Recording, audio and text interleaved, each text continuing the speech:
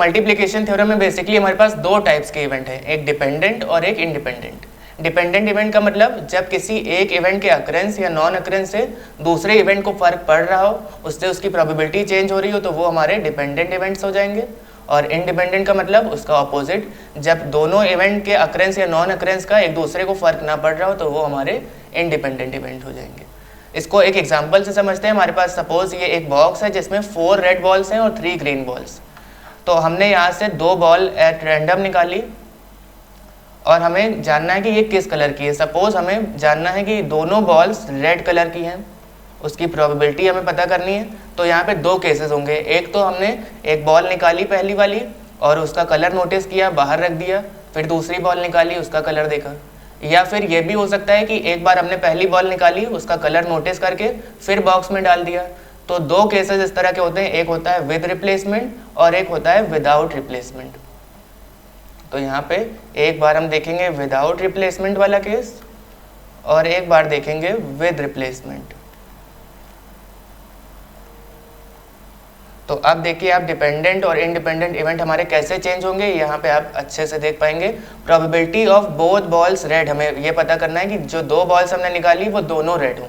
तो dependent event के case में हमने सबसे पहली बार अगर रेड बॉल निकाली, उसकी प्रोबेबिलिटी क्या हो जाएगी।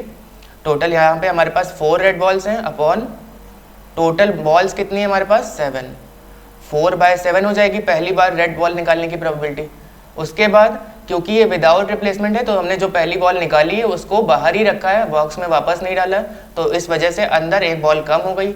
अब ओवरऑल अंदर कितनी बची, 6 बॉल्स। तो अब प्रोबेबिलिटी देखिए कैसे चेंज हो जाएगी।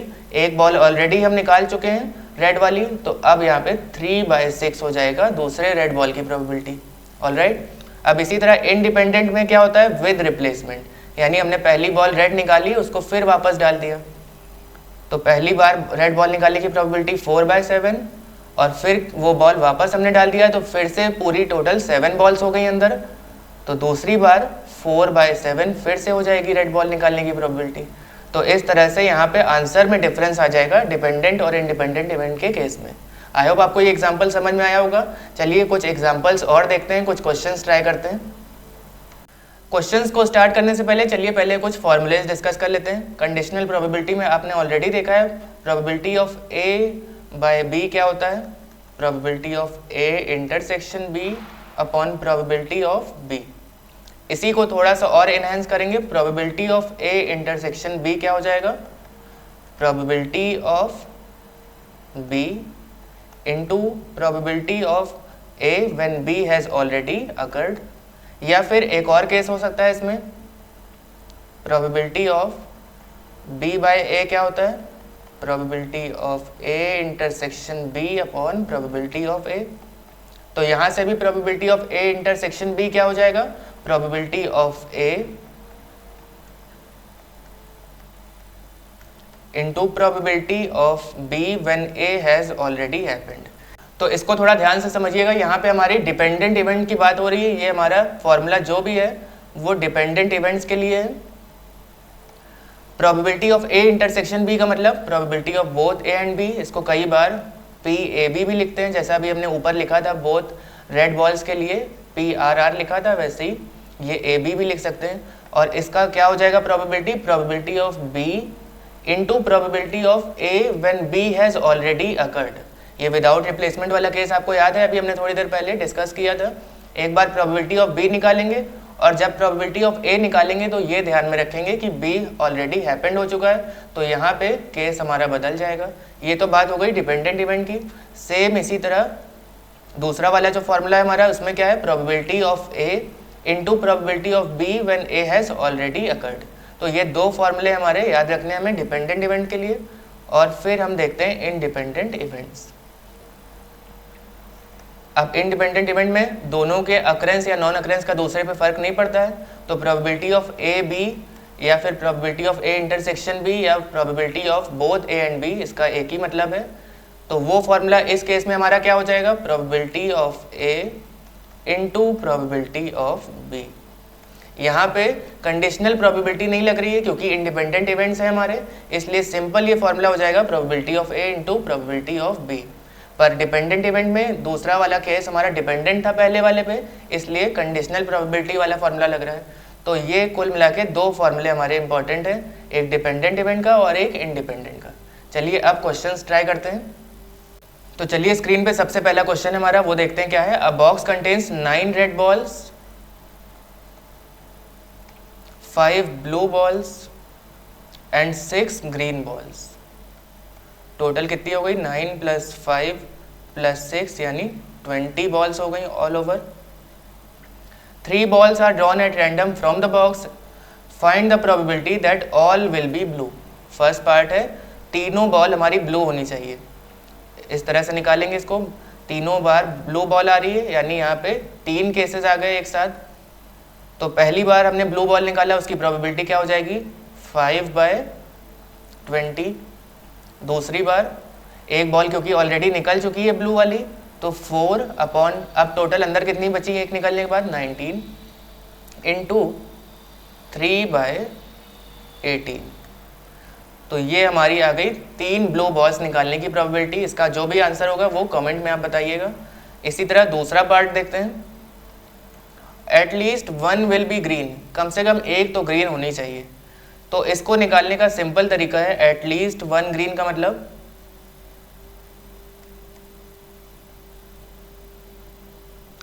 या तो पहली वाली ग्रीन हो, दूसरी हमारी ब्लू और रेड हो सकती है, या फिर ऑल ग्रीन,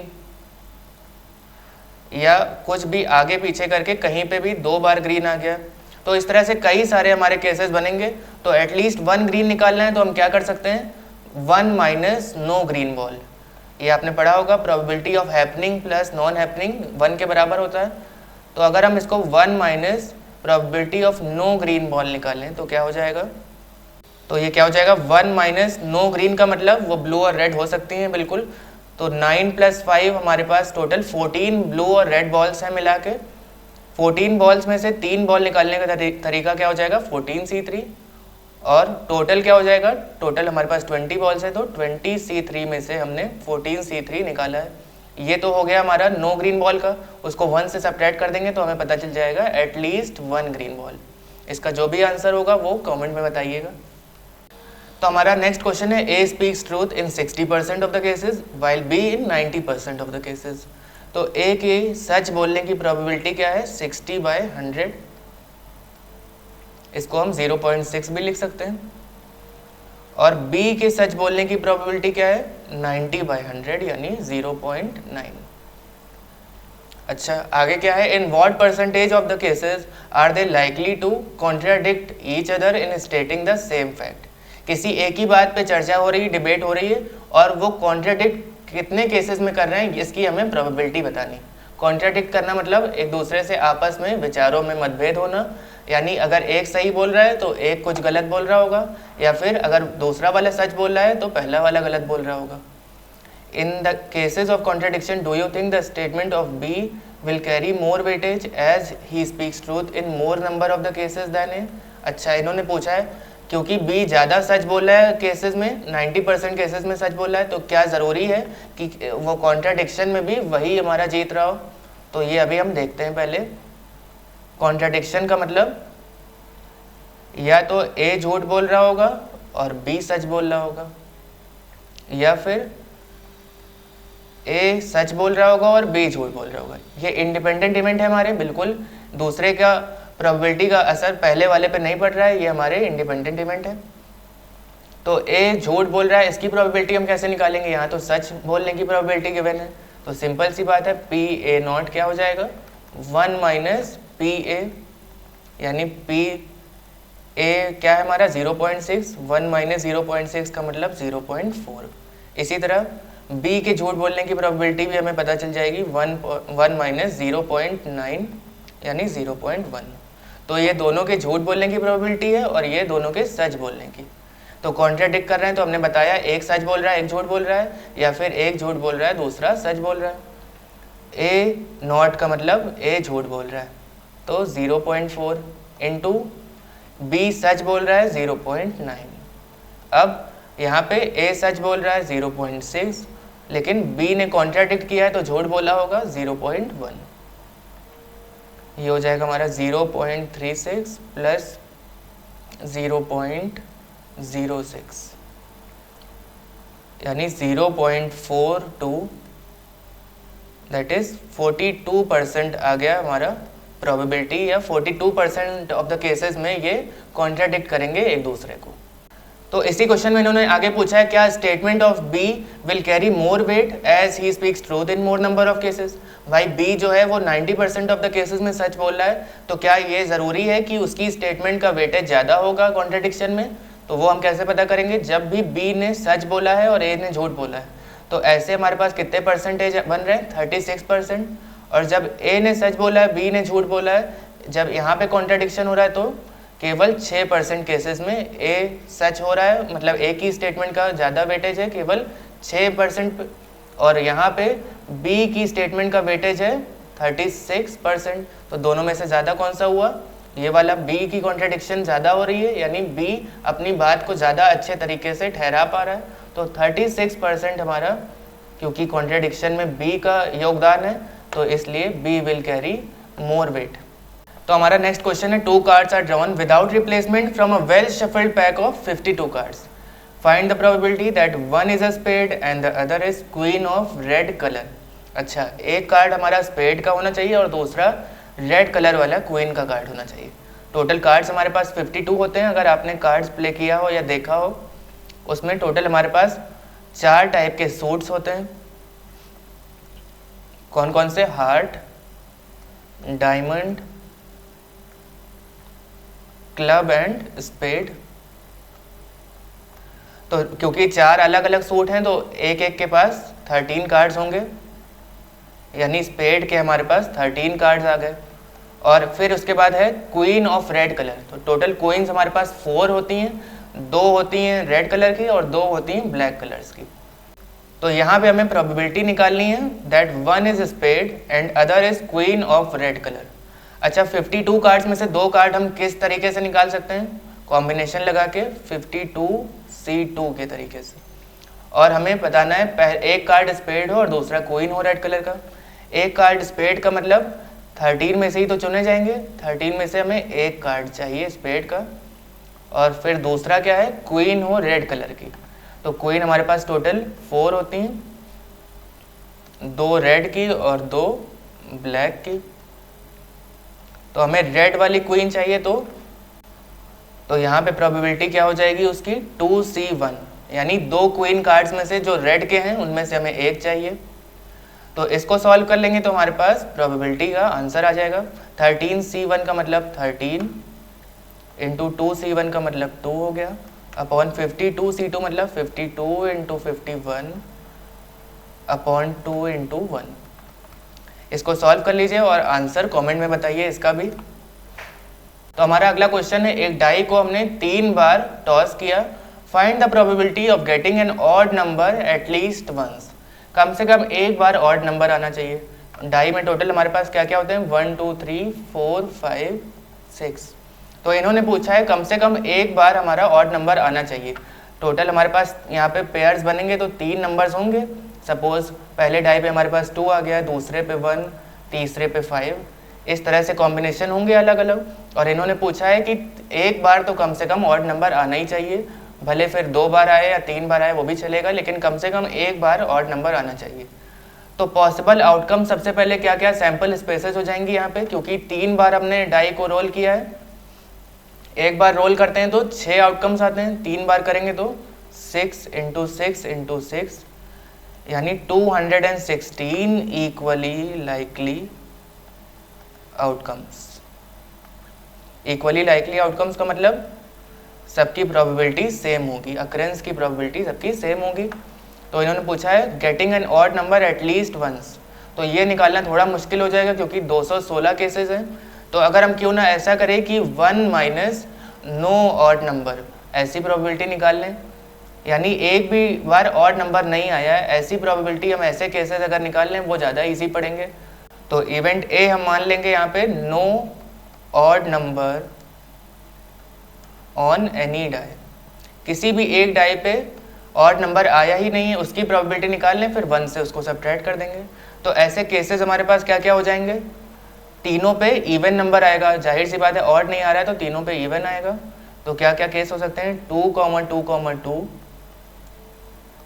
2, 2, 4, 2, 2, 6। इसी तरह 2, 4, 4, 2, 4, 2 और 2, 4, 6। और यहाँ पे फिर से एक बार 2, 6, 6,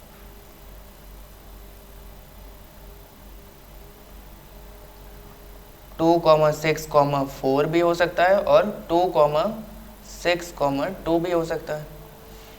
इस तरह के पहली पोजीशन पे 2 रखते हुए 9 केसेस आ गए।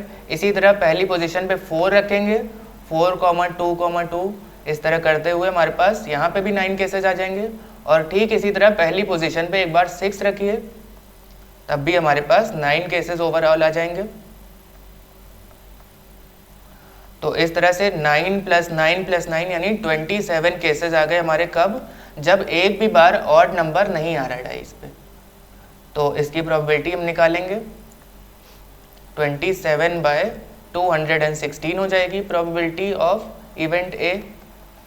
पर हमें क्या चाहिए, एटलीस्ट एक बार हमारा ऑड नंबर आना चाहिए। तो क्या करेंगे, 1 - प्रोबेबिलिटी ऑफ ए निकाल लें तो हमें पता चल जाएगा probability that odd number appears at least once. Alright, तो 1 - 27/216 हमें सॉल्व करना है। ये हो जाएगा 27 8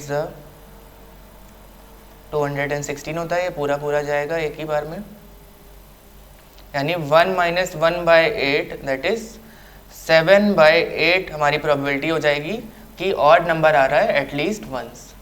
तो हमारा अगला क्वेश्चन है, 4 persons are chosen at random from a group containing 3 men, 2 women and 4 children। 3, 2 and 4 total 9 persons हो गए हमारे पास। और उनमें से 4 लोगों को सिलेक्ट कर लें। तो सबसे पहले number of ways of selecting क्या हो जाएगा, 4 persons फ्रॉम 9। यहाँ पे भी कॉम्बिनेशन अप्लाई होगा, 9C4 वेज में हम सेलेक्ट कर सकते हैं। Find the probabilities that exactly 2 of them are children. 4 लोगों को हमने सेलेक्ट किया, उसमें से 2 एग्जैक्टली चिल्ड्रेन हो और बाकी जो बचे 2 हैं वो विमेन हो चाहे मैन हो, उससे फ़र्क नहीं पड़ रहा है। तो इसको कैसे निकालेंगे, रिक्वायर्ड प्रोबेबिलिटी हमारी क्या हो जाएगी, सबसे पहले एग्जैक्टली 2 लोग चिल्ड्रेन होने चाहिए।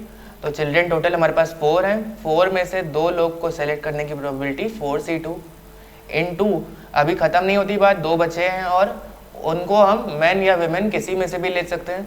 तो 3 मैन है और 2 वेमेन है, यानी ओवरऑल 5 हो गए। 5 में से 2 लोगों को हमें सेलेक्ट करना है अपॉन 9C4। तो इसको सॉल्व करेंगे तो हमें प्रोबेबिलिटी पता चल जाएगी। 4C2 का मतलब 4 × 3/2, 5C2 का मतलब 5 × 4/2 और 9C4 का मतलब 9 × 8 × 7 × 6/4 × 3 × 2। इसको सॉल्व कर लीजिए तो हमारे पास आंसर आ जाएगा, required probability that exactly 2 of them are children. तो प्रोबेबिलिटी में इतना टफ नहीं होता है निकालना, बस एक बार आपको लैंग्वेज समझ में आ जा रही है तो आप इसको आसानी से सॉल्व कर लेंगे। तो आई होप आपको मल्टीप्लिकेशन थ्योरम ऑफ प्रोबेबिलिटी काफ़ी इजी लगा होगा। इसी के साथ अब हम अगले टॉपिक में पढ़ेंगे लॉ ऑफ टोटल प्रोबेबिलिटी और बेस थ्योरम।